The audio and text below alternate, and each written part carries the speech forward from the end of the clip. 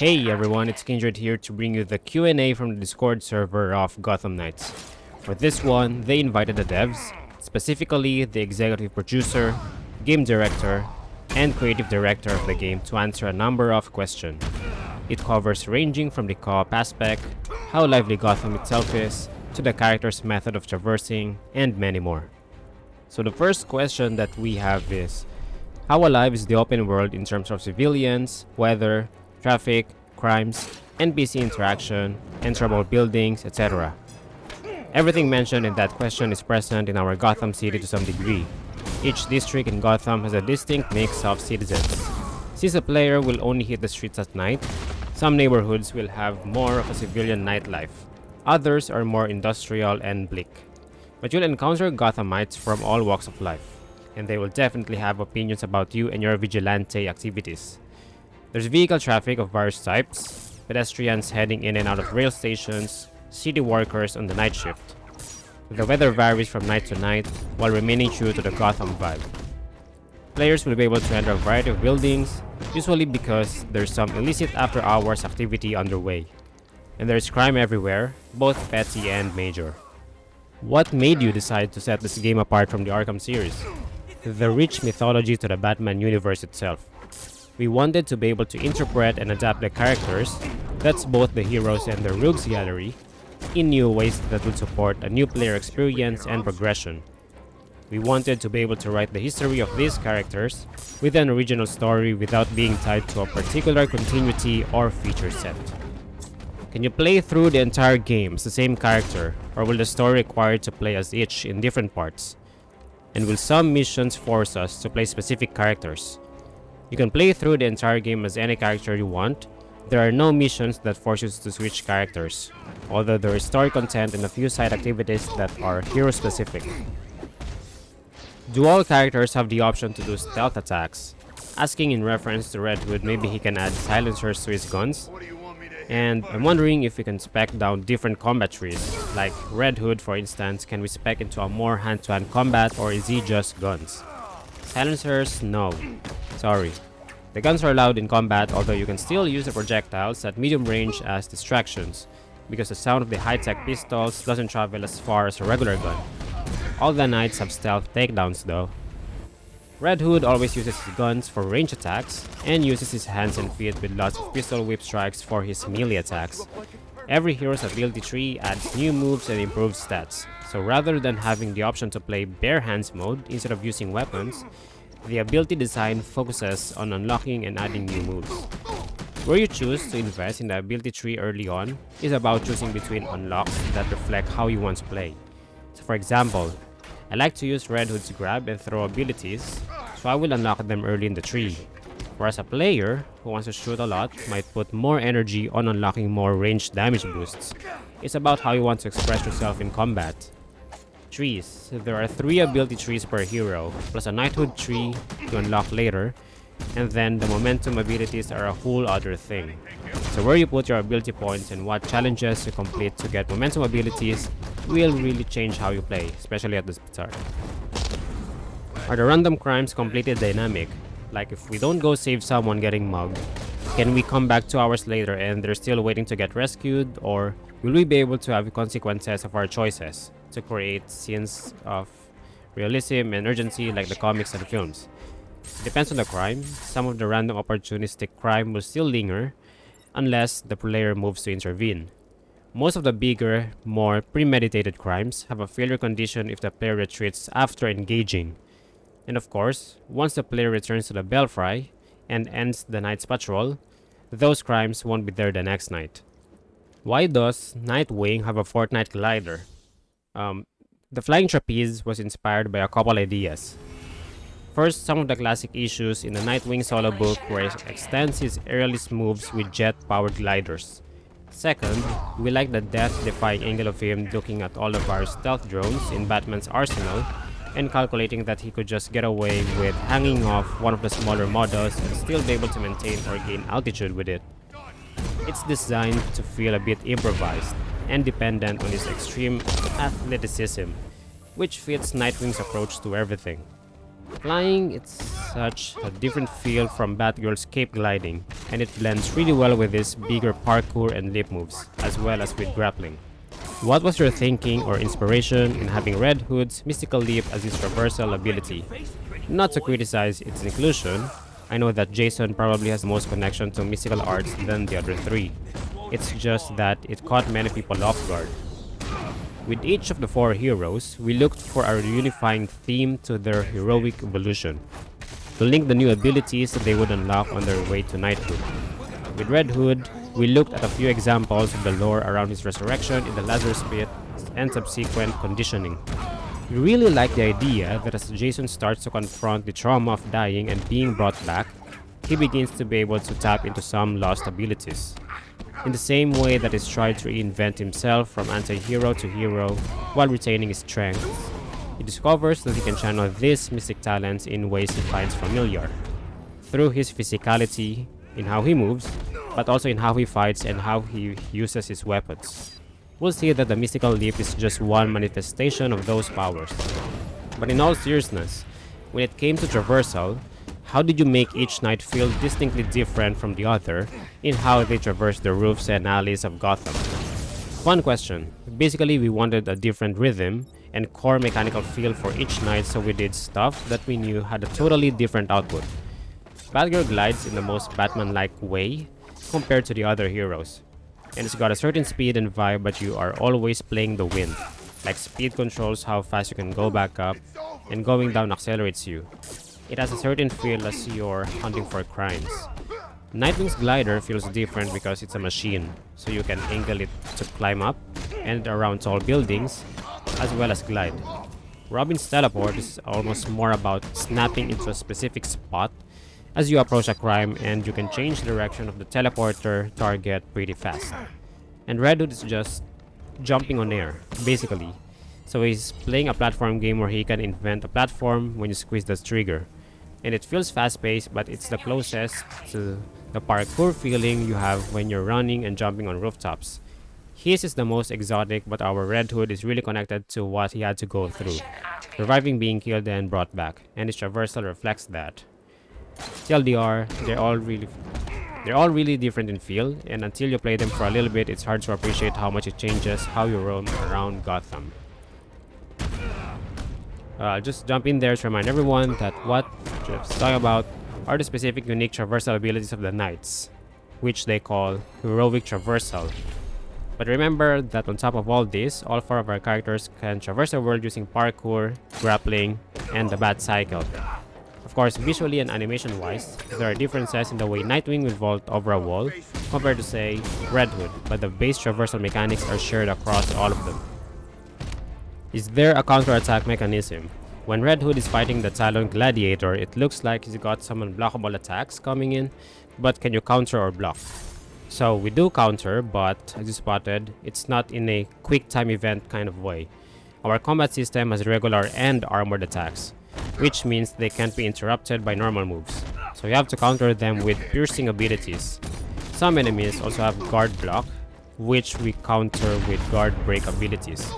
So, our combat system has these layers where you sometimes need to provide a specific answer to a specific problem.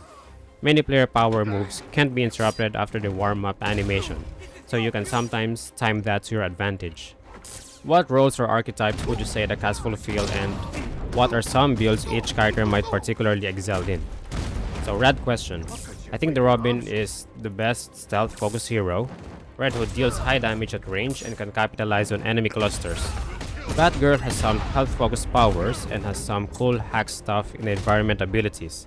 And Nightwing has the furthest combat mobility and has the most co-op support abilities. There's a lot of variety in playstyle though, so it's not 100% straightforward to answer. Like I can build a high melee DPS Batgirl build, and I do a lot because I love her beatdown ability.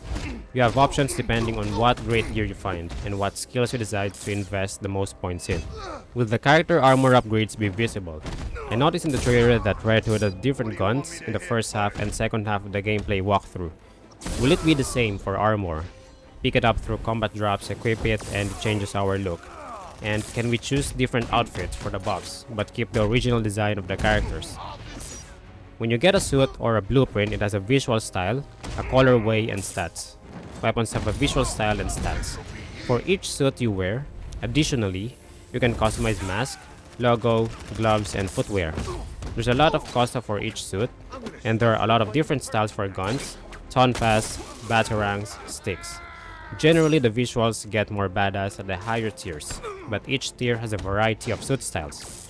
You can equip any gear in your inventory whenever you want. But for getting new gear, you return to the Valxxr. The workbench in the Valxxr is connected to a 3D printer, and so long as you have materials, you can craft any blueprint you find. Materials drop from activity rewards, supply chests, and defeated enemies. You can equip mod chips, think gems in other games, at any time if you find them mid-mission. For extra visual customization, you also obtain extra colorways, override the colors of a suit, and transmog, override the whole visual look of a suit. As you play, you also find transmogs for suit styles you craft often. So if for some reason you want to override the look of your ultra awesome legendary tier suit with a visual of the suit from the start of the game, you can do that. This gives you some flexibility if your favorite gear stats wise doesn't have the look you want, and it is all earned in-game. If you complete a story mission solo, can you replay the story mission again with a friend that hasn't completed it? Absolutely. If your friend invites you into their game, you will play the story at that point where they are in their progression. The inverse is also true, meaning that if you invite a friend into your game, they will be able to play alongside you even if you are further in the story than them. And then, when they return to their own game, they will play the missing chapters, and they have the option to either replay the part they played in co-op with you, or simply skip ahead if they don't want to go through it again. Will there be any point in the story where the Gotham Knights work with the Gcpd? And will the Gcpd be a threat to the Knights? The Gcpd of Gotham Knights is very anti-vigilante, but also frankly, more corrupt than ever. Without getting into spoilers, the player has one ally on the force, Renee Montoya, and even she is trying to decide how she feels about Batman's prodigies picking up the baton. Over the course of the game, the player will need to bust dirty cops and try to stay clear of Gcpd tactical teams that sometimes show up at the scene of the crime. But they will also have occasions when they can assist officers who are at risk of getting overwhelmed. What explanation will you give for Barbara recovering the use of her legs? Will it be a chip like in the comics, or will here be that she never completely lost the use of her legs? I do not know if this was asked before due to the internet, but may I ask what you are doing for Barbara, like if she has some sort of metal spine work, or something that'll make her walk or move around. First, as many of our characters and plot elements, the circumstances around Barbara's injuries differ in some important ways from how it's been portrayed in the comics. Second, we worked with the awesome folks at AWOL Gamers to learn about different types of spinal injuries and the potential for someone to regain mobility. Barbara has been through multiple surgeries, followed by a lot of physical therapy and pain management. The player will see it in the Valxxr, where she is doing exercises and stretches that are designed for that ongoing rehabilitation. She also has back bracing integrated into her suit, and you'll see it in her off-duty gear in the Valxxr. Finally, we've also listened to feedback from the community who have fair questions and concerns about how Barbara is represented. We've changed up some of the descriptions on the Gotham Knights site in response to that. My questions are, what was the inspiration for the bat bag to look like the way it does in-game? And was it from the comics or something else? I think it looks amazing, by the way. Somewhere in our early creative conversations, we had the visual idea of a bat holding a front wheel, and it gave rise to the exotic suspension of the bat cycle. We knew that our bat cycle was your ride around the city, but we didn't want it to feel just like a motorcycle that anybody could have. So it became this awesome, heavy toy left over from the Batcave. We wanted it to feel like you could jump off it anytime, and it could take care of itself in a smart way. So that influenced the design. It's a bike, but also this crazy, indestructible thing that you can patrol around Gotham on. Full credit to our amazing character team for executing this one. They took inspiration from our design and came back with this beautiful ultra metal thing with its own whole personality. I have drifted every flat surface in the city on this thing. Why were the PS4 and Xbox One versions of the game cancelled? When considering the scale and scope of Gotham Knights, we had to prioritize and focus our efforts to deliver the game at a satisfying level of quality for current gen. We totally understand that this is upsetting to players who don't own a current gen console yet, and believe me, we really didn't make this decision lightly. But in the end, we wanted to focus on delivering a game we are truly proud of. Is this game in any way canon or connected to the CW Gotham Knights show, which is going to release next year? No, it is not. We know it's been pretty confusing for our community and for the general public to discover that a CW TV show called Gotham Knights was in the making and planned to release next year, especially since several outlets used the logo and images from the game to talk about the show at the very beginning. But there is no connection whatsoever between our game and the CW show. What would happen if we accidentally hit civilians at max speed with our bikes? The inhabitants of Gotham City have learned to get out of the way when vehicles are coming at them at full speed. That's the kind of skill you develop when living in a crime-infested city, I guess. Are there any plans to expand the cake? It's looking a little flat.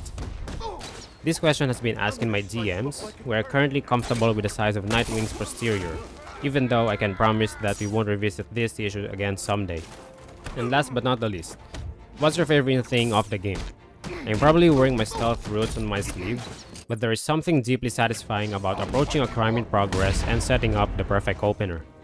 Using a ledge takedown against a sniper, or dropping onto an enemy when their bodies are looking in the other direction. It's pretty hard to give a spoiler-free answer on this one, but I have to say I really love how the relationship between the knights evolves throughout the game, as they each deal in their own way with the death of Bruce, but also come together as a family. As for a more purely gameplay-focused answer, I greatly enjoy pummeling one enemy after the other with Batgirl. She's a very focused combatant and I find it very satisfying. Hard to pick a favorite. I'm torn between the villain story missions and roaming the open world looking for crime. There's something about discovering a large crime with lots of bad guys and jumping in to ruin their day, especially if I just crafted the new gear.